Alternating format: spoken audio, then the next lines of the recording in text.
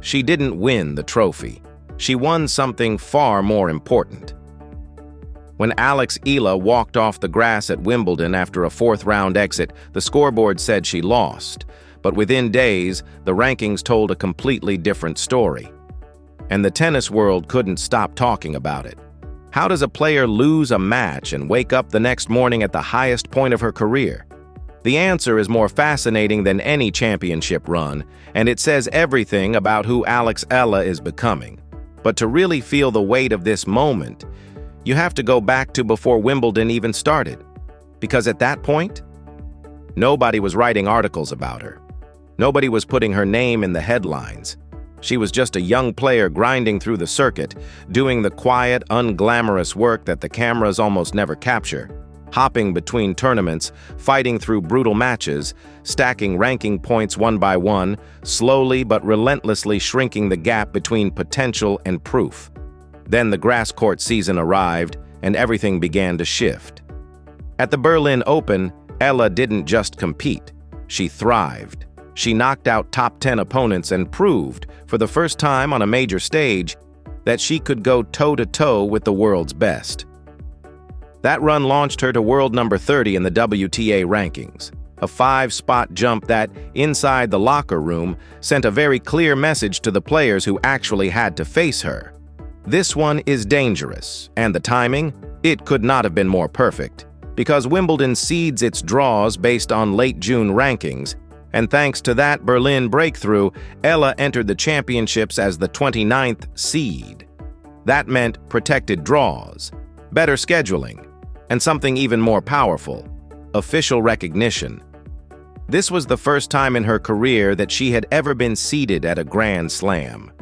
For a young professional, that isn't just a number next to your name. It's the sport telling you in the most public way possible that you belong here. But here's what made it even more powerful: the backstory hiding right underneath that achievement.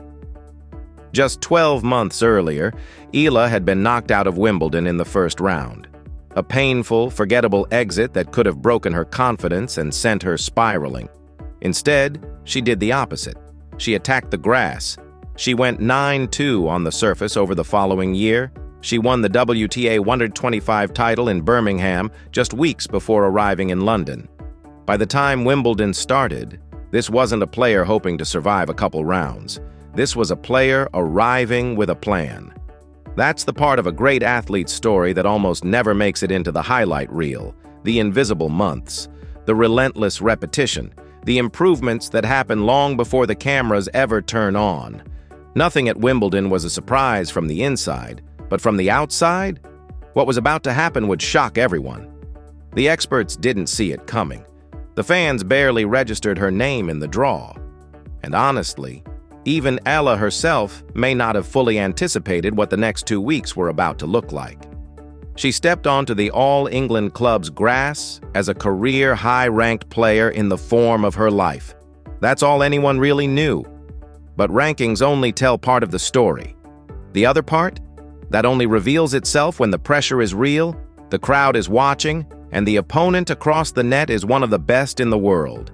And on July 4th, Alex Eala got exactly that test. Standing on one of the most iconic courts in tennis history, she faced the reigning Wimbledon champion, world number 3, a generational talent, the very definition of a player who had been here before and knew how to win. On paper, this was where Eala's inspiring run was supposed to end. The underdog goes home, the champion advances, everyone moves on. That is not what happened. In one of the most stunning upsets of the tournament, Eala took down the defending champion 7-6, 6-2. And that score doesn't even come close to capturing how dramatic it was.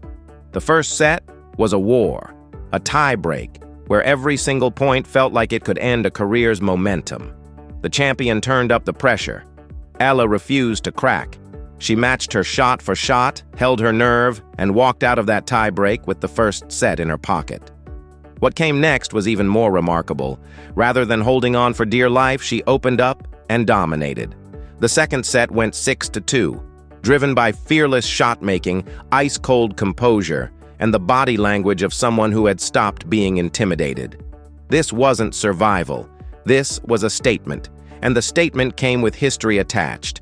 By defeating the defending champion and reaching the fourth round, Alex Eala became the first Filipina in the Open era to advance that far at Wimbledon. Let that sink in. Not just a career milestone, a historic one. And she got there by beating the woman who was trying to defend the title. But the moment that truly captured the world's attention wasn't the score. It was what happened right after. Standing on center court, voice full of emotion, Eala spoke with a humility and warmth that felt completely genuine, the kind that can't be rehearsed. As she walked off the grass to a thunderous standing ovation, she paused, placed her hand over her heart, then shaped her hands into a heart for the crowd. A simple gesture, but one that instantly made fans feel like they'd been watching someone special for years. In that moment, Wimbledon found its new favorite, a 21-year-old from Quezon City, a place that had never sent anyone to this stage before, a nation that had never had a player this deep in a Grand Slam draw. And now the whole tennis world knew her name, but the tournament wasn't finished with her yet.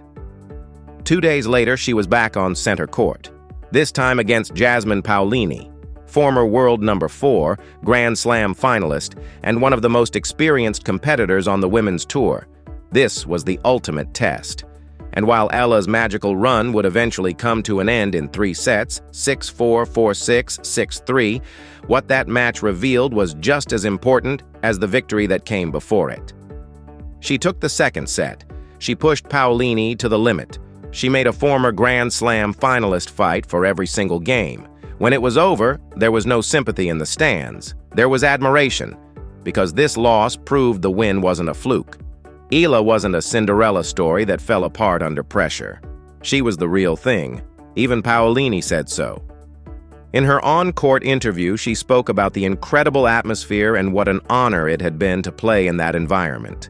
There was no gloating, just genuine respect, player to player. For Eala, the disappointment was real, but so was the perspective. Before the final handshake, she had already made history twice over. The first Filipina seeded at any Grand Slam, and the first to reach the fourth round at Wimbledon. Those records existed before the last point was even played, and then the rankings dropped.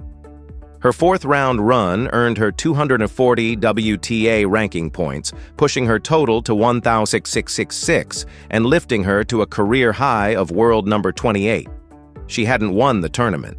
She hadn't even made the quarterfinal, and yet she was sitting at the highest position of her entire professional life. To the casual viewer, it seems like a paradox. You lose and you celebrate, but the WTA ranking system doesn't work the way a single match does. It runs on a rolling 52-week format, counting a player's 18 best results across the calendar. It's not about one moment, it's about everything you've built. Every win she'd earned across the entire season. Berlin, the early rounds, the upset over the champion. All of it piled up. The loss to Paolini didn't erase any of it. It simply marked the point where she stopped collecting more. That's what made Wimbledon 2026 the turning point. Not one magical match, not one shocking upset, but months of work that all converged on the biggest stage in tennis at exactly the right time.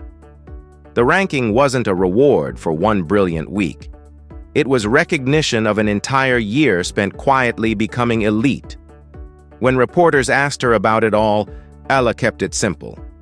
"This week in general will add to my confidence," she said. 12 months after a first-round exit. Now the talk of the tournament, and rather than fixating on the loss, she zoomed out. "There are so many positives," she said.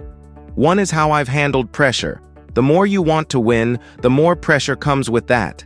I'm happy with how I faced it head-on. I kept cool when I needed to. I controlled my emotions. Those aren't the words of someone crushed by a defeat. Those are the words of someone who understands exactly what just happened and what it means for everything that comes next." Alex Eala lost the match, but she walked away with her career-high ranking, her place in the history books, a stadium full of new fans, and the deep, unshakable knowledge that she belongs among the very best players in the world. The scoreboard said one thing. The story said something else entirely.